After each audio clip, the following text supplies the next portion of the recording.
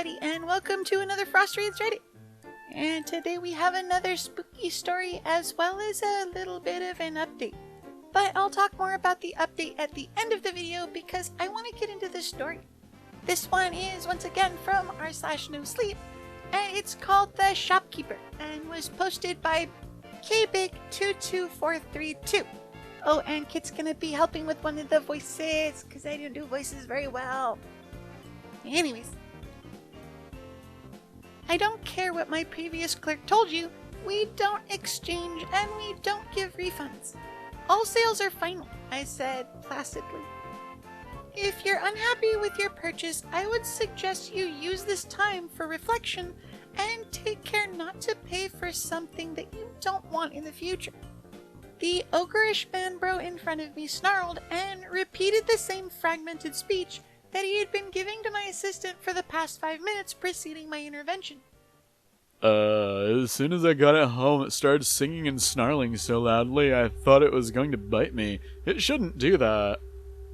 Well, what did you do with it before it started to make that noise?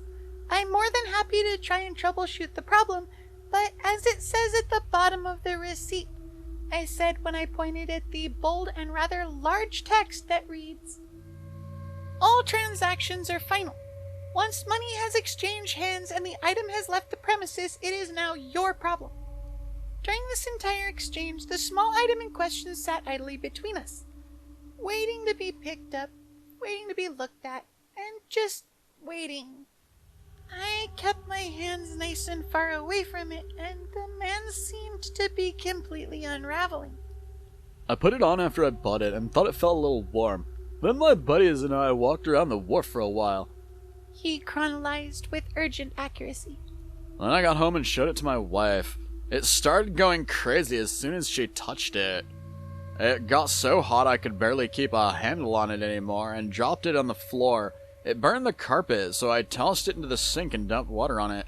It started singing loudly after it got wet. It was like it liked it. I sat patiently waiting for him to finish the story, and when I didn't offer any form of understanding, he continued. Like, what the hell is this thing? I could hear the pendant on the counter whistle a little at the word wife. A tiny little shrill peep of anger. It knew better than to draw too much attention to itself. It had overdone it initially and made a bad first impression. Now it was trying to stifle its yearning until it could form a more stable attachment. In dating terms, I'd imagine it had come on a little strong. It looks like a necklace, I said non-committally. I was tired and had immediately felt the aura of an abuser when we shook hands, hot and red with fury and black in the center. No wonder the pendant had picked him. It would be able to harvest quite a bit of energy. The ogre just gawked. Oh, why don't you look more concerned about this? He half squealed, looking down at the tiny mermaid attached to the chain and jumping back at the sound. I mean, it's not every day that you sell a burning, singing necklace, is it? Then the ogreish man bro pulled himself up to his full height, like a small flip-flopped bear that isn't getting the picnic basket it asked for. Like, look, I bought it here, he said in his biggest big boy voice. And if I get some kind of weird tumor from this hunk of junk, I'll take you to court. I have money, and I have influence in this town. You're responsible for the items you sell in your store, and it would be a shame to take this nice little shop away from you. You wouldn't expect it, but in my line of work, I get threatened pretty often. It kind of makes what I do a little easier to swallow. Sir, why would I be worried? I didn't buy the siren, you did, I replied. She's not my responsibility now. I will say it was probably a bad idea to introduce her to your wife. They get kind of territorial.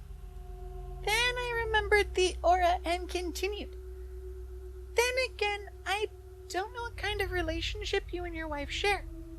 Maybe the siren picked you for a reason. Confusion struck the ogre straight in the brain pan, and from the look on his face, it may have done critical damage. A siren? What the hell is that? It's a mermaid necklace. He said, with disdain dripping from his voice. A knee-jerk reaction from those that suffer from a half-brain affliction and are allergic to the remedy of knowledge. The pendant started cooing again, high-pitched and ethereal singing that was barely audible. Then the ogre's eyes locked with her, and I immediately saw the change. She had him now. A dreamy film slid over his visage, and his expression turned from confusion and hostility to serenity instantaneously.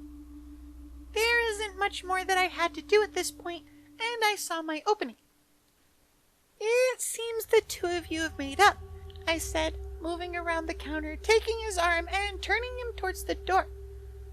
Why don't you go somewhere and get to know each other? She seems to like you. I was but a cosmic fly in the vastness of his empty skull at this point. He was too busy rubbing his finger along the silver tail of the pendant and making googly eyes at his new precious to register anything. What did you say? He asked me, dreamily. Why don't you guys go for a walk on the beach, I urged, yielding to the ever-present voice in the back of my mind. The little demon that I'm forced to live with had seen an opportunity, prodded my patience with a nice big needle, and injected me with a pretty healthy dose of malice. See, I knew the pendant would gain greater influence near the ocean. I knew that this poor dope was already toast, but the arrogance that exudes from this red-skinned, tank-top-clad Adonis like a thick fog had allowed me to displace my give-a-dang. And there was the aura that had left the taste of gasoline in my mouth. I could feel how pleased the demon was to temporarily win our constant struggle, and the darker part of me enjoyed knowing that he wouldn't hurt anyone again. Yeah, that's a great idea. You and me, strolling by the ocean, how perfect.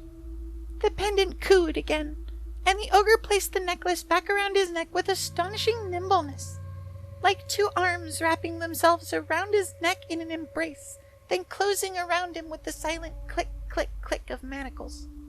He turned back to me, thanked me, and opened the door to leave when I regained a foothold on my morality. Oh, just make sure not to go swimming with her on. That wouldn't go well for you, I yelled. Too little too late. He was past hearing any warnings now. Oh, that sounds great. Yeah, a swim does sound good right about now, he said as he walked out. It was obvious that what I said had only spent a brief moment passing through his brain as it made its way into the ether. The bell on the front door rang as it shut behind him, bookending our interaction, and it hung floating forebodingly, rubbing my nose in what I had done. Maybe I'd better change it to a beeper. Yo, so horror from the other end, I guess? Personally, I like the idea of stories about like a little curio shop that sells trinkets that are cursed. Working in a place like that, you'd kinda have to be a little amoral. But what if you don't have a choice? What if the store itself doesn't let you leave? Anyways, moving on to the update. So, you noticed how this month Kit has been helping out with some of the voices occasionally? That's probably going to be happening a lot more because Kit and I want to get back into working on some of our bigger projects. There's also apparently a lot of stuff that Kit wants to do on the channel come next year, but I'm going to let him announce those himself. So, but that's it for this one. I hope you guys enjoyed the story, and if you want to let me know what you think, leave a comment down below. I love reading your comments. Anyways, until next time, everybody. Bye! Oh yeah, I want to show our patrons some love too because they're awesome. Their contributions help us to afford all the neat stuff we use to record. So thank you. And if you want to become a patron too, you can click the link down in the description. You'd really be helping the channel out, and you'd get a couple nifty goodies too. Anyways, if you made it this far in the video, then yay! You're amazing. By the way, subscribe! Please don't make a Foxy beg.